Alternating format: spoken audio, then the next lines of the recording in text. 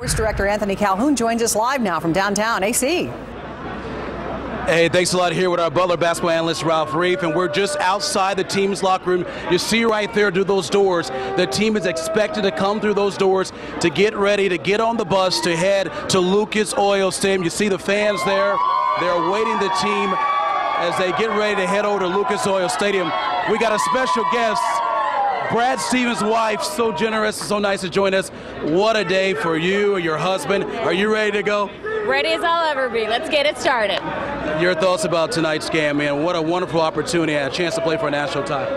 It's amazing. Even when I hear you say that, I kind of tear up and cringe. I'm so excited I can't stand it. I'm trying not to think about it too much because otherwise I might throw up. How happy are you for your husband? I mean, you know how hard he works, and his third year having the opportunity to play for a national title? Yeah, I'm ecstatic. When he got the job 3 years ago, he had a plan, and I knew he would be really good at it. I just didn't know it would be like this 3 years later. Well, this is the night that you've certainly not been able to plan for because it's so unusual. Yeah. But, you know, there are people all through this community and throughout the state of Indiana who are really pulling for the Bulldogs tonight. Can you talk about that? It means so much. I mean, it's amazing. It's our dream. It's our daydream. I mean, the thing that Brad works for all the time, and to have the community get behind the team in the state of Indiana is so wonderful. And they feel it. They know that everyone's behind them.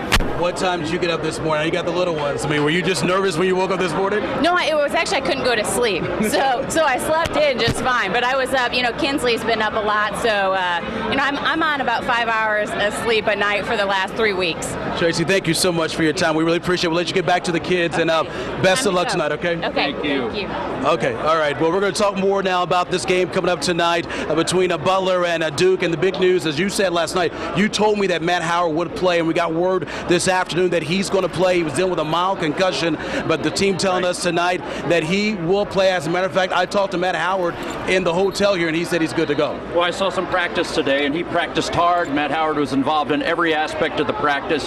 The physicians and the athletic trainer for this team did some objective testing, as they said they would.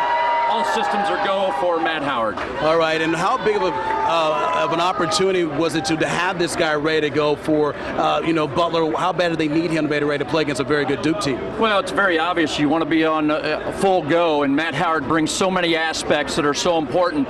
But also, Brad Stevens has said all year, you know, taking a playbook out of the Colts playbook, it's next man up when somebody gets injured or hurt.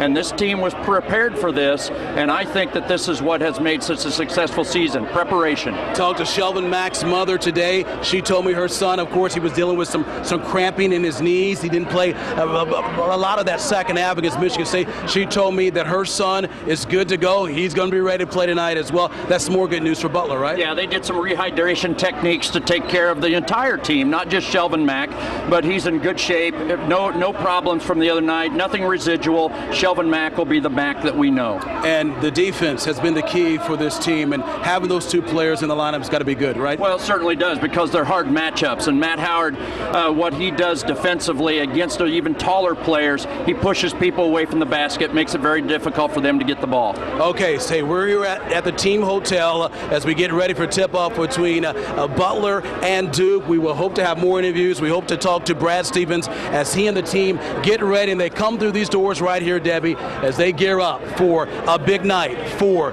the Bulldogs against Duke. Back to you in the studio. More coverage coming your way. Get to the game. You talked to Brad Stevens today, Ralph. What was his demeanor? I mean, how cool was he today? Well, the first thing Brad said after practice was he talked about the Coaches versus Cancer dinner on Friday night, and just immediately started talking about social things, and was quite the normal Brad Stevens. And he talked about how cool the event was on Friday and how it helped so many people. He was gracious to the folks who showed up, that we were there, and you know, that was Brad Stevens. Then we talked a little bit about the routine of the day, and he said he felt really good about the routine that the team had.